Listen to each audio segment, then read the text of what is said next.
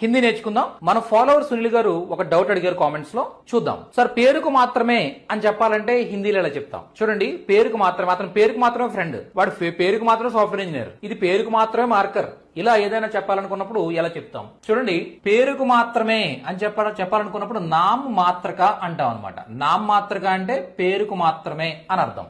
వహ్ ఏక్ నామ్ మాత్రక దోస్త్ హై, వాడు ఒక పేరుకు మాత్రమే ఫ్రెండ్, వాడు పేరుకు మాత్రమే ఒక ఫ్రెండ్, అలా చెప్పొచ్చు అనమాట.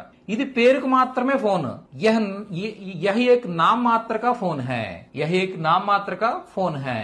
ఓకే, వాళ్ళు పేరుకు మాత్రమే సాఫ్ట్వేర్ ఇంజనీర్స్, వే నామ్ మాత్రక సాఫ్ట్వేర్ ఇంజనీర్స్ హై. ఓకే, వే నామ్ మాత్రక సాఫ్ట్వేర్ ఇంజనీర్ హై. నామ్ అంటే అర్థం ఏంటంటే పేరు అనమాట, నామ్ అంటే పేరు, నామ్ మాత్రక పేరుకు మాత్రమే. ఇలాగే మీరు కూడా మీ డౌట్స్ ని కామెంట్స్ చేస్తూ ఉండండి. తెలుగు ద్వారా అతి సులువుగా హిందీ నేర్చుకోవాలనుకుంటున్నట్టయితే మన ఆన్లైన్ క్లాసెస్ లో జాయిన్ అవ్వండి. ఆన్లైన్ క్లాసెస్ డెమో సెషన్స్ కోసం డెమో అని ఈ నెంబర్కి వాట్సాప్ చేయండి.